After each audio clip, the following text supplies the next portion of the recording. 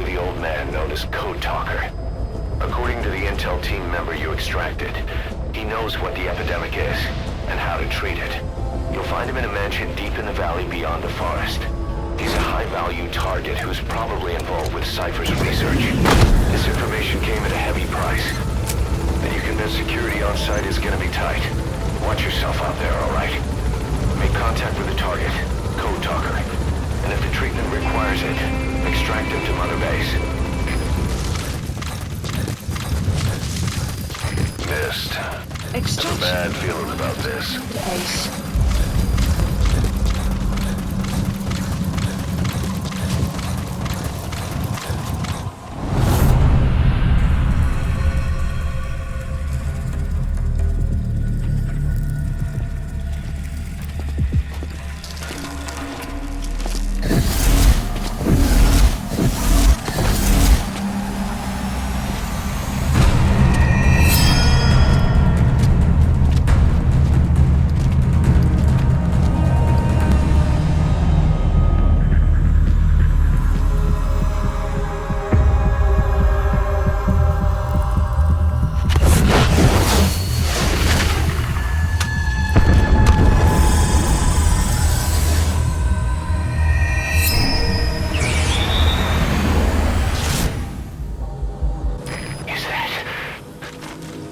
It's the skulls. Damn it. So Cypher is behind this.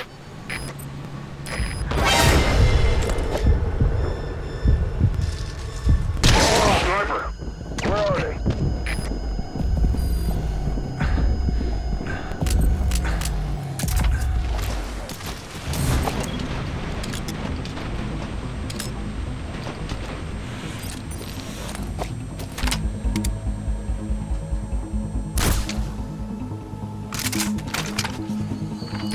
See that? The sniper vanished into thin air. Just like quiet. If you can't mark them, there's no way to tell where they'll strike from next. Stay on your guard.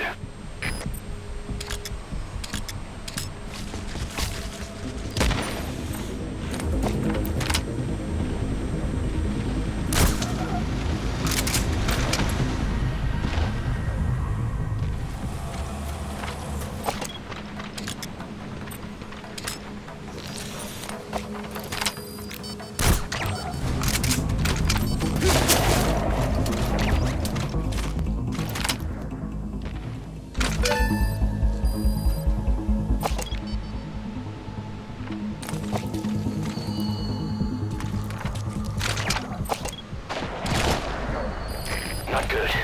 Don't let your buddy die, Snake. I'm pulling them out of there.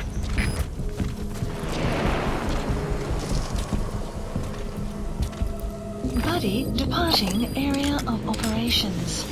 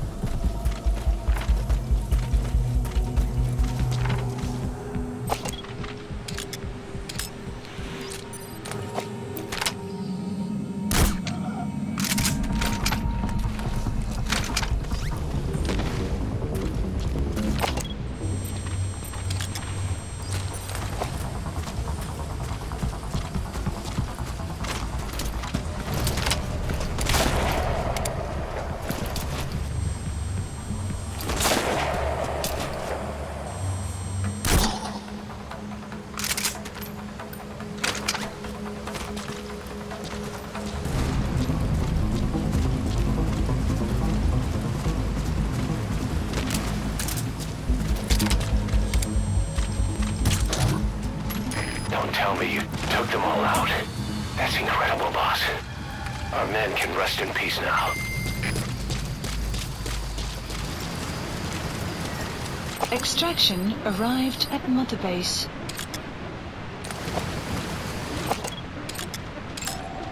They're with the PF Zero Risk Security. Looks like they're protecting the target. Why don't you try interrogating them? They might know the target's exact location.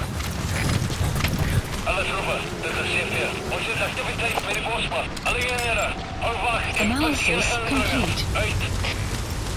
They know about that battle just now. You're right at the mansion. The target's close. Be sure to think this through. At your destination.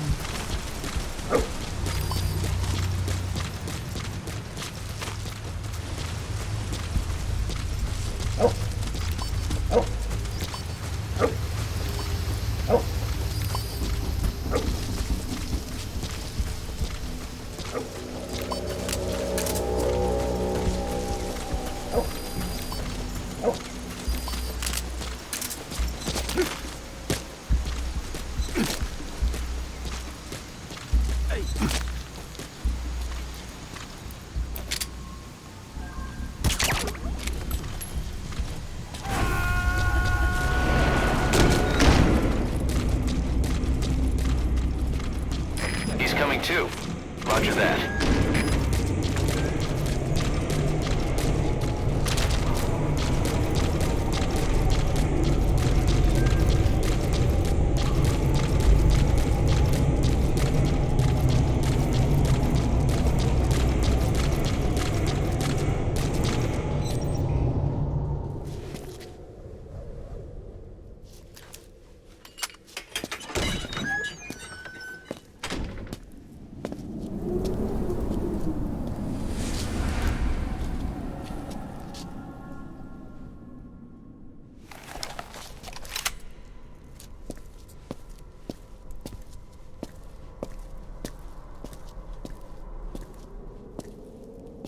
I've been waiting, Tilly.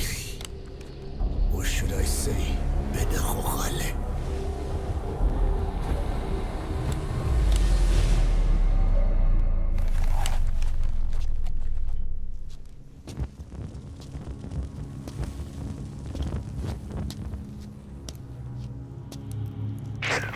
That's him. That's Code Talker. Look familiar? It's infecting my men. How do we... Silence. Or death. What do you... It could be in here. Stay quiet. Your life depends on it. Sit. The parasite has infected your band. Those are its larvae. They enter the throat and attach themselves to the vocal cords. They mimic the host's membranes flawlessly. No one can tell the difference. Upon reaching maturity, they mate. Sustained exposure to a particular sound triggers copulation. The resulting larva then feast on the host lungs, killing it. The particular sound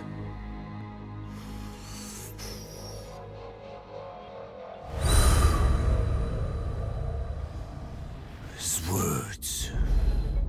They attack only those who speak a certain language, not just one.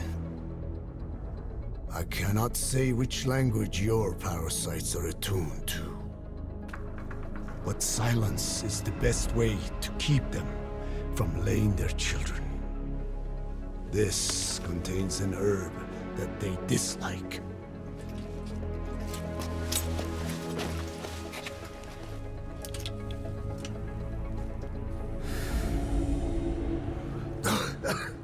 Good. That should deafen them for a while. You have bought yourself some time. Speak. Is there a cure? Once symptoms manifest, larvae have already infested the alveoli. At which point, nothing can be done. There is a way to halt the onset, which would prevent infection.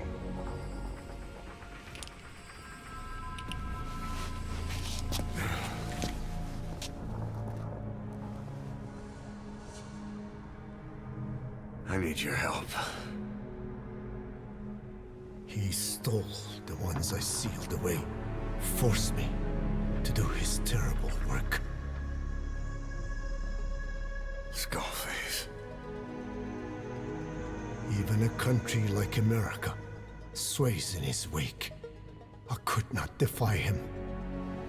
The fate of Dine lies in his hands. However, perhaps the Nishia led you here. If my children have upset the Hojun of the world, it falls to me to set it right.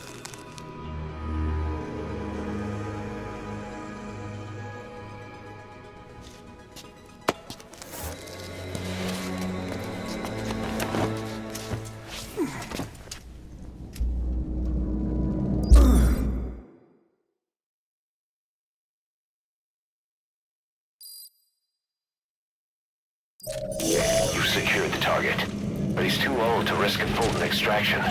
Put Code Talker in the chopper and return to base. He claims they are the dream of every ruler since the dawn of time. Teach them your enemy's words, then unleash them on his lands, destroying only those who speak his tongue. He calls them his ethnic cleansers. Ethnic cleansers? That's what Skullface is after. Then Zoya Badiabulu was... Boss, he's gonna wipe every language besides English off the face of the earth. Ironic, isn't it? They gave us language, and now they take it away. It is thanks to them that man first learned to speak. But now, the hands of their clock turn back. They've been warped by the hands of man.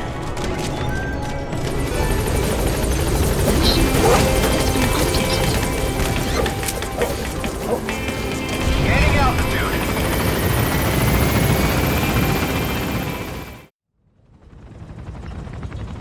Tell me how to fight it. I hid the answer in a microbe this one carries. It turns the male parasites into females, preventing reproduction. One parasite infecting another. However, it doesn't affect only the parasite. It alters the host as well. Your infection will be contained, but you and your men will also be rendered infertile. That is the price you must pay to regain your speech.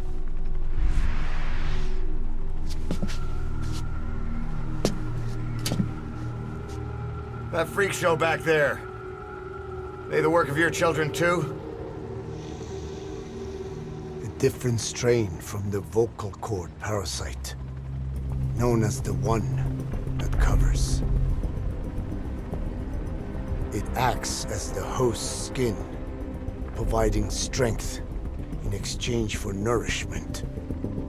But I did not know those men were infected. They were forced to serve him, then steal my research.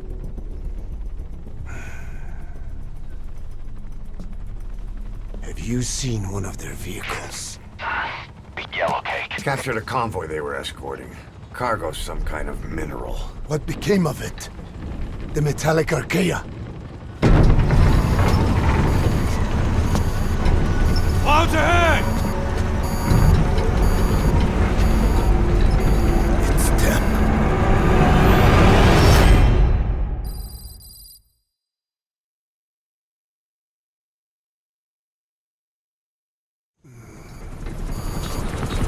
Clouds ahead! It's them.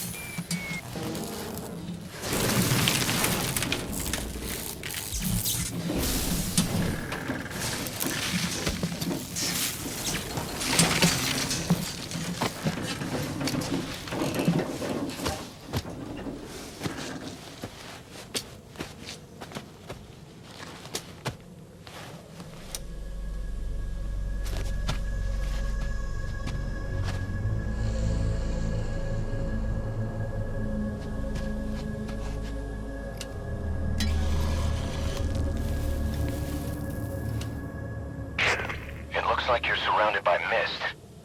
The support chopper can't get close to your position right now.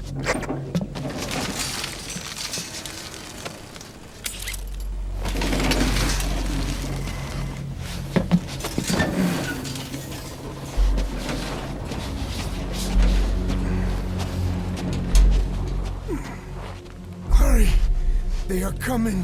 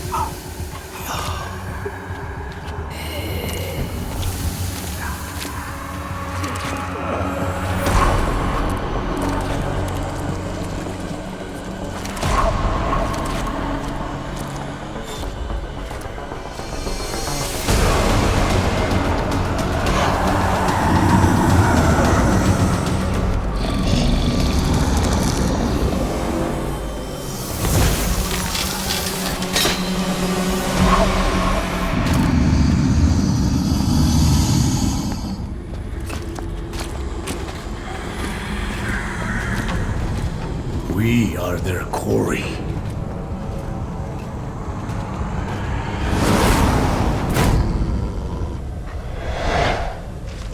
Skulls. So that mist is their work. We won't be able to send in another chopper for now. Boss, you need to eliminate the skulls. We cannot lose Code Talker.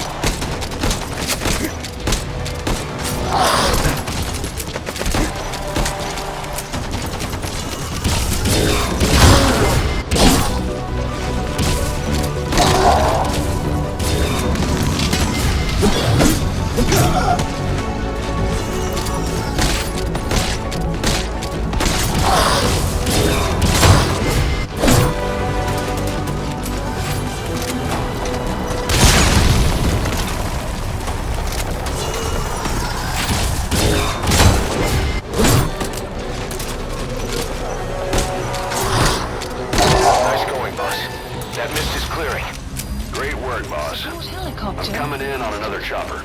Get Code Talker to the LZ and wait there.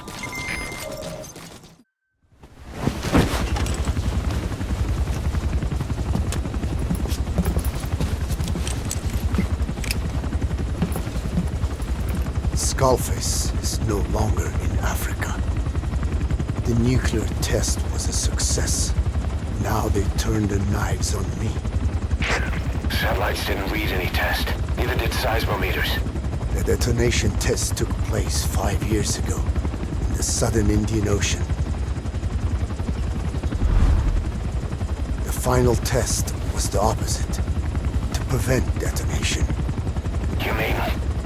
Skullface plans to sell nuclear weapons that he retains control of. It's not like hawking small arms to militias. Indeed. He plans to avoid detection by exporting minerals containing tiny amounts of uranium in the form of metallic archaea. Once on site, the metallic archaea enrich the uranium and weaponize it. Loaded onto all-terrain bipedal machines, they ensure any country, armed group, even the smallest terrorist cell, can become a nuclear power. Bipedal. So that's why they needed Huey. A nuke business to replace the arms business. And Skullface owns the market. The very atmosphere of nukes, anywhere and everywhere. Deterrence on all sides. So that's why he ran a non-detonation test. Yes. Another metallic archaea instantly overrides the criticality generator. A fail-safe only he controls. Any such weapon can be deactivated whenever he chooses, regardless of who owns it or their intent to use it. Nukes. Controlled by a man, not a country. If they proliferate, conventional nukes lose all value. Political, military, and economic. The two superpowers become powerless.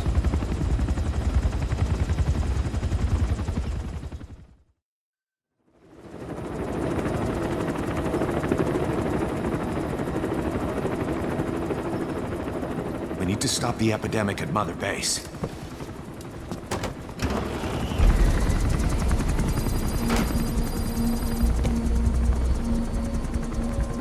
About the pathogen spreading through Mother Base, what's your opinion? Textbook symptoms of vocal cord parasite infestation. And judging from this casualty list, it is the Kikongo strain. Meaning, a breed of parasite that triggers symptoms upon detecting pronunciation specific to Kikongo.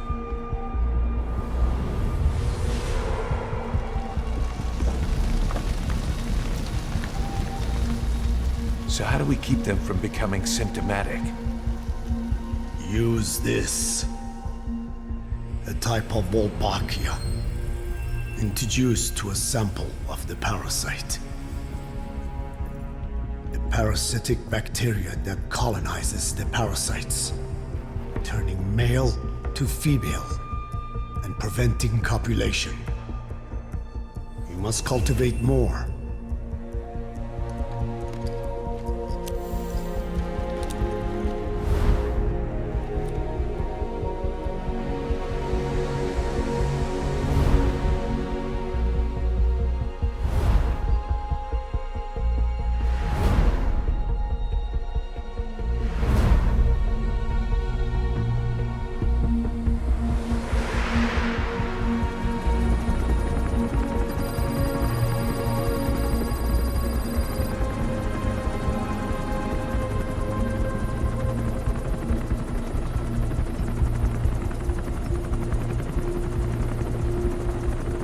Thanks to Code Talker, we've managed to put a stop to any new vocal cord parasite infections. We couldn't save those already symptomatic, but everyone who survived has been released from the quarantine platform.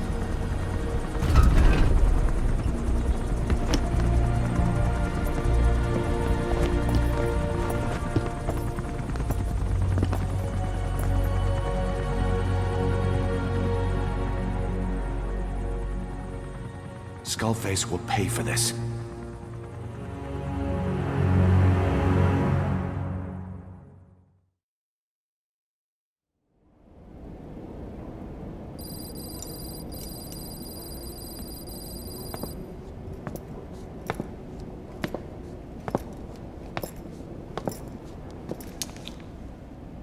Again with the truth serum? What are those legs made of? Titanium? All the way to the femur.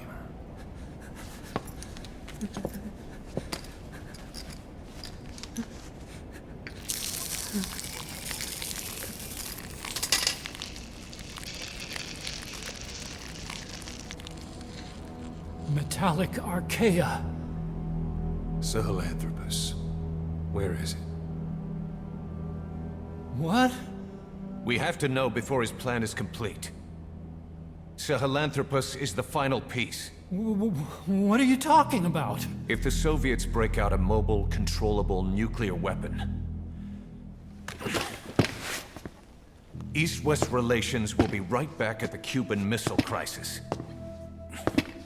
The Cold War returns to life, as countries without nuclear arsenals line up for what Skullface is selling. Nuclear weapons proliferate overnight, and on the brink of annihilation, the world maintains its balance. But we know this is all just a shield, a ruse. The cleansing parasites are what matter most.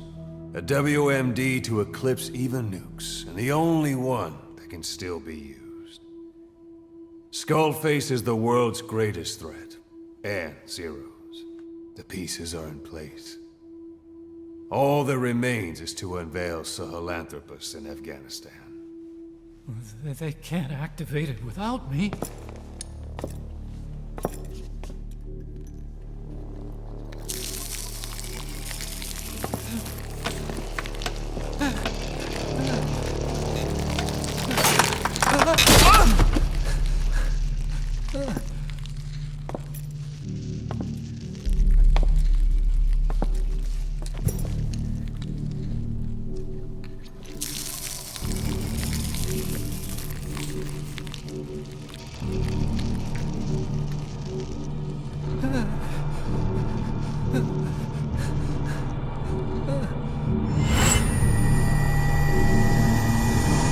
Okay, B-Zero. Sahelanthropus is beyond the Soviet base camp, in a lab built by the Soviet philosophers. That's what you're looking for. But I have no idea how he's controlling it. It wasn't designed to accommodate a human pilot.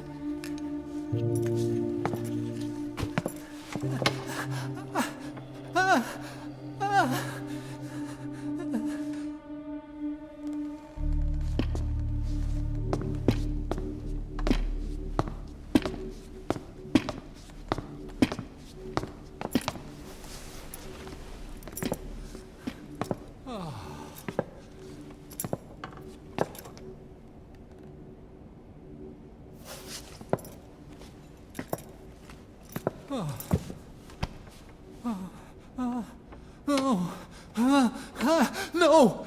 No! Wait!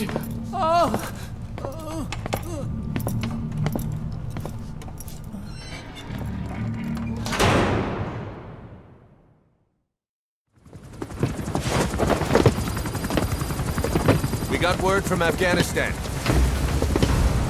Everyone at the Soviet base camp's dead. No sign of fighting. Parasites. Skullface's men then headed north. The target is OKB-0. That's where he'll activate Sahelanthropus. Unless we stop him, he'll go down in history a conquering victor. We can't let that happen. Wipe him out.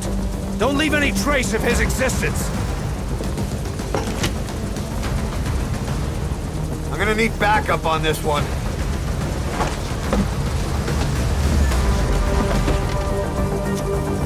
You'll rendezvous on site.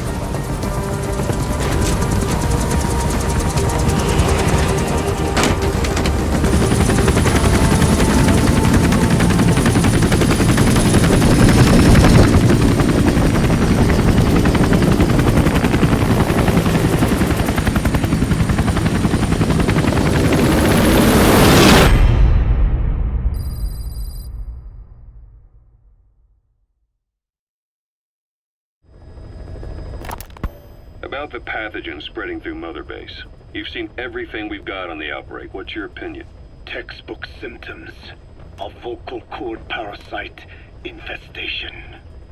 And judging from this casualty list, it is the Kikongo strain, meaning a breed of parasite that triggers symptoms upon detecting pronunciation specific to Kikongo. So our Kikongo-speaking staff are at risk. Quite so. He's right. All the victims do speak Kikongo. So they can survive if they just use another language. There is no guarantee. You're only dealing with the Kikongo strain. Other language strains may be present. You well know he was teaching them languages from all over the world.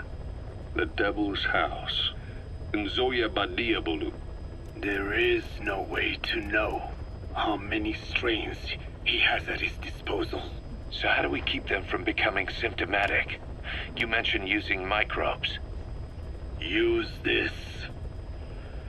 A type of Wolbachia. Introduced to a sample of the parasite. Wolbachia.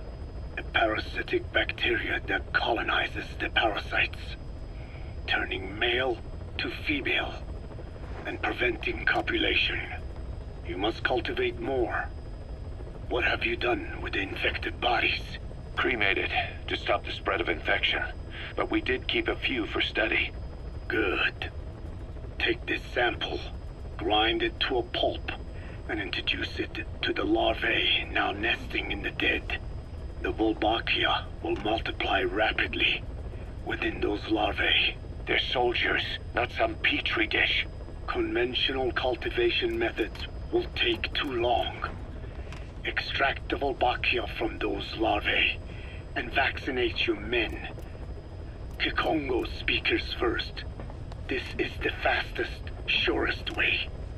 No one is to speak a word of Kikongo until the Wolbachia are safely inside them. I will instruct your medical staff in detail on site. You have the appropriate facilities. Yes, but do not worry. I made a pact with your bit de Holone on the honor of the Dene. I speak no lies. keep an eye on him. Will do. Follow me. I'll take you to the medical team. Now, we must wait for the Wolbachia to multiply in the larvae. How is the disease transmitted?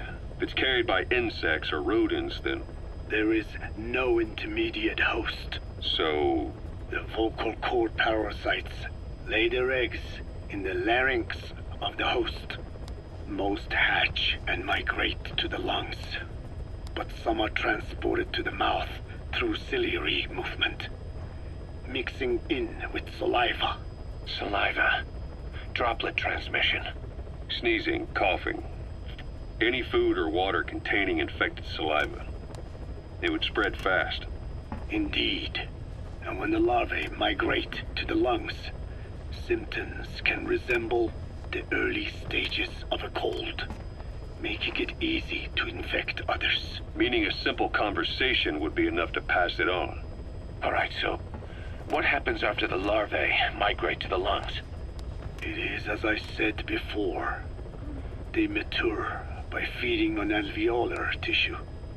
It is only then that noticeable symptoms appear in the host. And by that point, it's too late. He's infected everyone else. It's one hell of a weapon you've created.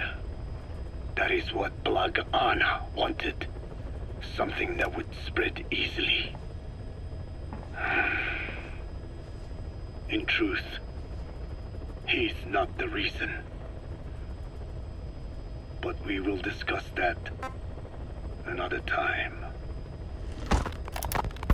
The Wolbachia have multiplied. We're preparing to extract them and begin vaccinating. But is this really the only way? Sure, it'll prevent infection, but the cost? You would rather remove their vocal cords? No. Tactical communication's the linchpin of what we do. What if we were to ban the use of Kikongo? Insufficient. First, there's no guarantee that only the Kikongo strain is here. Second, there is the matter of how the parasites lay their eggs. Before they can copulate, they must be exposed to the pronunciation of a specific language for a period of time, like a container filling with water. But the duration between when the container is full and when the copulation actually begins varies from case to case. In other words, even if the infected stop speaking as a countermeasure, it may already be too late. The only true solution is to prevent copulation through the Wolbachia, or by physically removing the affected tissue. Do any anti-parasitics work? It sounds as though you have already tried. Yeah. We tried every one there is, and nothing. I have yet to find a medicine that can remove the parasites. At best, it temporarily covers their ears. Why is that? Because the parasites are companions to us. To remove them inevitably harms the host. Companions? More than you think. And this is why the human immune system cannot eliminate them. We've inoculated the staff with Wolbachia to keep them from becoming symptomatic. That should also contain the infection. How did this happen in the first place? It has to have been a Cypher spy within our ranks. If this is so, then why the Kakongo strain? If their intent was to wipe you out. Skullface said the remaining English parasite was close to the boss. If this latest strain was his doing, he wouldn't have tipped his hand. It is possible someone brought eggs onto the base without knowing. Stuck to their shoes, clothing. Well, that makes the most sense to me. And where did the eggs come from? You mentioned that your boss visited Nzoya Badiopulu. Sure, but his gear's disinfected immediately upon return. Then he was not the carrier. And not just the boss. All staff dispatched to high-risk regions were quarantined on the flight back. When the symptoms first appeared, we checked and disinfected all equipment used up to that point. Any and all prisoners, soldiers, materials, and animals extracted during missions were also quarantined. So, that just leaves... I have seen children around here. Where are they from? All over. Some were being held hostage at a mine. Then there were the troublemakers at Bwala Yamasa. Bwala Yamasa? Yeah. Their clothes, their things. Did you burn them? They're just kids. We couldn't. And besides, not one of them's shown symptoms. The parasites don't infect prepubescent hosts. Their vocal cords are not fully developed. Well, if infection doesn't occur in children... It is possible they carried eggs on their clothes, and the infection spread from them. Check the kid's stuff. I doubt there is any trace left by now. But if there is, some of those kids must be close to hitting puberty. How could we have missed this? The name Bwala Yamasa got quite a reaction from you. I'm guessing the Kakongo strain was released in that village. Cypher used that region to experiment with vocal cord parasite transmission. The Kakongo strain. The settlements around the refinery upstream of Bwala Yamasa were the proving grounds. They would infect one villager, then record transmission speed. Dangerous work. If they failed to contain the infection, it would slip into the surrounding regions. At which point the world found out about the parasites, making them useless as a weapon. Incredible they'd risk such a thing. The test site was densely populated too. A terrible place for such experiments. No doubt, they thought burning everything would wipe away all traces. The settlements were covered in oil anyway. Who would wonder if one day they caught fire? And so it did. They burned it all. Living and dead. Those remains. But they miscalculated. Transmission speed was far faster than anticipated. It may have been the temperature, or hygiene standards, or perhaps the parasites reacted quickly to Kikongo. Whatever the reason, nearly all villages were swiftly infected, and the settlements reduced to mounds of corpses. Making matters worse, the dry season was ending. When it came time to burn the village, the Moneni River had swelled. Many of the bodies were waterlogged. Meaning they didn't burn completely. The corpses still contained viable eggs, and the larvae washed downstream. And when the people downstream drank that water, That marked the end for Bwala Yamasa. I learned all of this at the mansion. I warned him of the risk of eggs getting out. And? We are prepared for any eventuality. I get it. Putting the oil field back online. The oil leaks, saner. They plan to pollute the river. Prevent the spread of infection. But the oil flow was stopped. And downstream, the people of Masa village started using the water again. The PF soldiers deployed at the village were locals, spoke Kikongo. They were infected, and the kids survived. I've heard enough. And who stopped the flow of oil? Don't. We did. That confirms it. The source of the Kikongo strain infection was Masa village. And the children brought it here.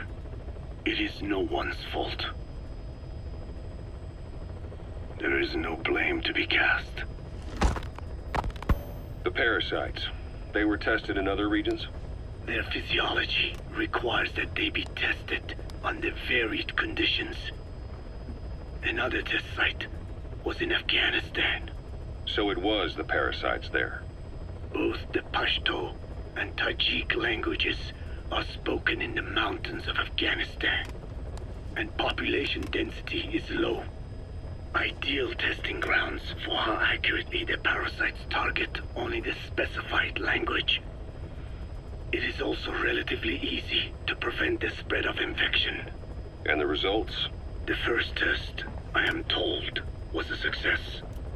Once the Pashtun Mujahideen were infected with the Pashto strain, they were all but wiped out. The Hamid fighters at Smasei Fort. It was doubly successful. No Tajik Mujahideen or Soviet soldiers became symptomatic. So the parasites proved to be effective. What about the second test? Also supposedly a success. A Pashtun village was the target.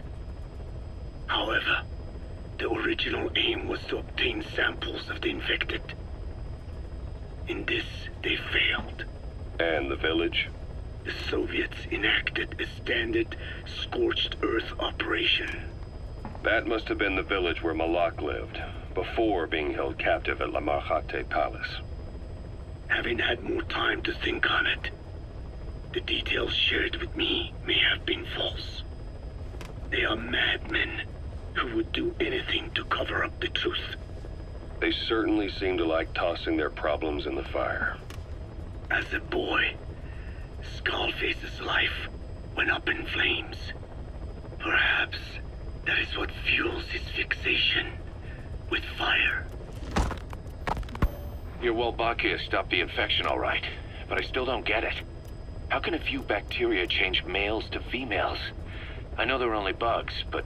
It is not such a rare thing in the natural world. Many insects and nematodes are infected with Wolbachia. But why? They nest in the cell cytoplasm of the host, even in the egg cells, with the result that the offspring are born infected. Mother-to-child transmission. However, Wolbachia cannot nest in sperm because they do not have cytoplasm. So even a successful infection of a male ends after a single generation.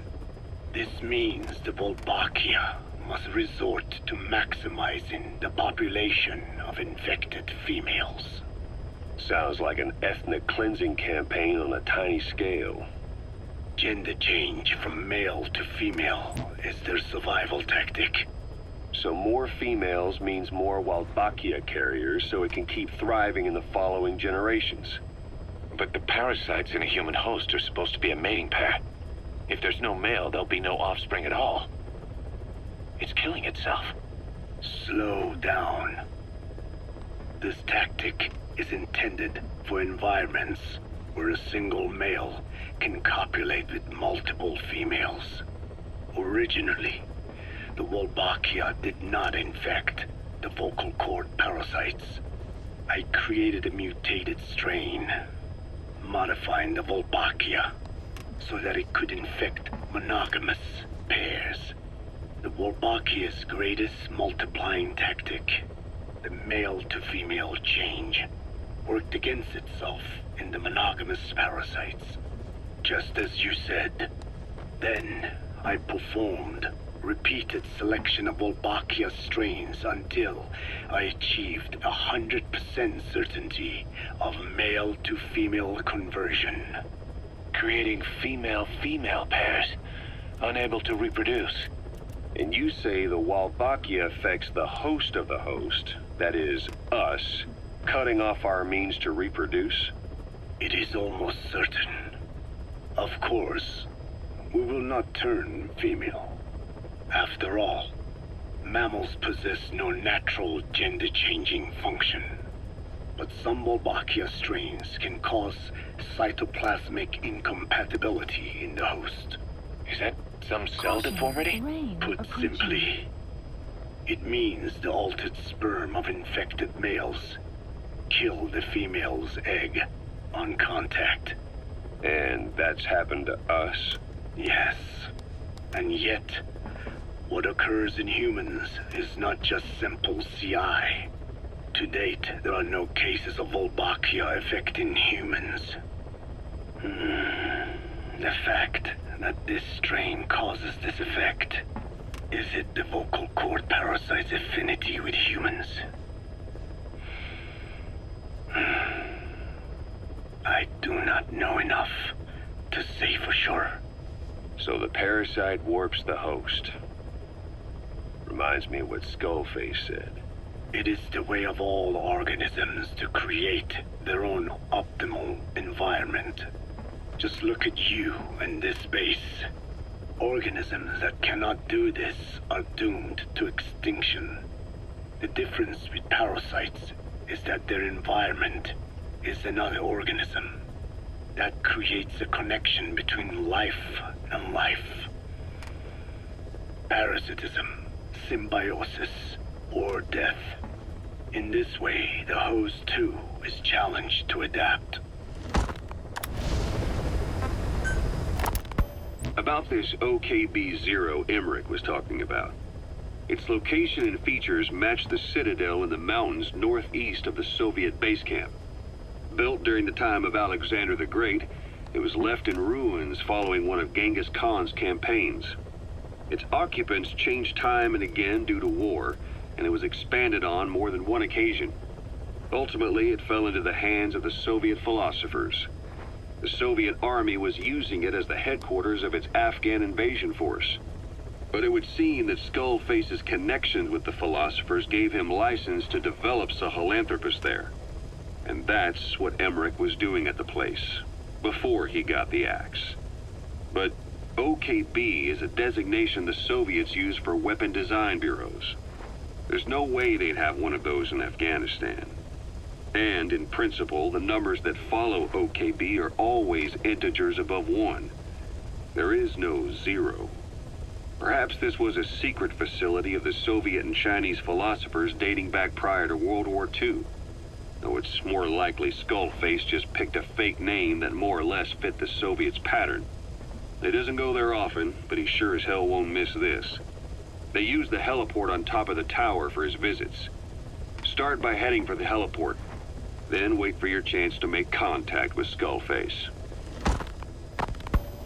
It seems Sahelanthropus's armor is made from depleted uranium. that offers some serious protection. The US military is planning on using it for its main battle tanks, too. Maybe that's where Emmerich got the technology. Uranium. They're using nuclear fuel for armor now? No. What they use for nuclear fuel is uranium-235, which is extracted from natural uranium. Depleted uranium is a byproduct of that process. Sort of like the leftovers, I guess. The garbage. Uranium-235 makes up 0.72% of natural uranium, whereas depleted uranium contains only 0.2%. What are the benefits of using it for armor?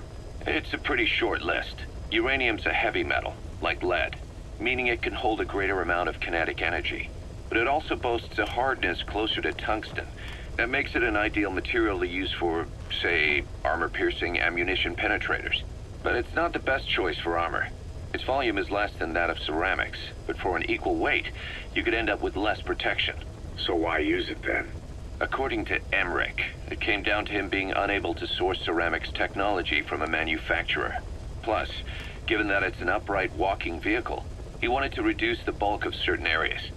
Despite all that, depleted uranium still makes for some tough armor, and Emmerich says it's been proven in live fire tests. It stops most Soviet tank shells. Code Talker, what are the metallic archaea? Volcanic craters spewing sulfur. Water hot enough to boil your skin off. Ocean depths of 800 plus atmospheres. Wastelands radioactive enough to kill you where you stand. There are groups of organisms that survive despite. No. Because of living in such environments. I've heard about them. Extremo... something. Extremophiles. By selecting certain species, then subculturing and repeatedly modifying them, I created a metallic offspring of pure archaea. They subsist on metals rather than organic matter. And some of them even consume uranium? Yes. Uranium enrichment archaea metabolize only uranium-235. As a result, they produce weapons-grade enriched uranium. How is that possible? Consider how plants fractionate carbon isotopes when they conduct photosynthesis. Nature possesses abilities beyond our imagination. So it was archaea that brought down your chopper? Corrosive archaea, yes. They oxidize metals, feeding off the energy in the electrons they receive. What became of the wreckage? We had the R&D team retrieve samples for study in airtight plastic containers, of course. Prudent. We shall extract archaea from it in good time. They should help you fight back against Blagana. Any chance we could start now? It doesn't have to be a lot. I might just have another use for them. If it's only a small amount you need. That's fine. I'll get the R&D team to assist. Let's go. South Africa was previously suspected of developing nuclear weapons. It already had a conspicuous presence at the UN because of apartheid and its armed expansionism. But when neighboring Angola and Mozambique became socialist countries in '74, South Africa felt hounded into a corner. So it accelerated its nuclear program to protect itself. 3 years later, the Soviets discovered a test facility, and 2 years after that, an American satellite observed a flash in the southern Indian Ocean. It said this was South Africa conducting a nuclear test with the help of a certain ally. Skullface used the situation in South Africa to get this ally to lend a hand. They both wanted nukes, so it was a mutually beneficial relationship. On the surface, anyway. I figure South Africa started getting serious about nuclear weapons production in '75. In '74, the government was still able to get by with bluffing that it had a nuclear arsenal. But the year after, word spread that an independent armed group in the Caribbean was crushed by Cypher for possessing a WMD. That's right, boss. What happened to you and your men was the reason South Africa decided to push ahead with nuclear development. A force independent of any country getting its hands on a nuke. That was a threat to the existence of countries everywhere. It wasn't just South Africa. Your presence pushed a lot of countries to get nukes. The world was scared of you. You were a threat to more than just the Cold War. If nations are gears in a machine, you had the power to smash them loose and watch the whole world grind to a halt. The weather will clear shortly.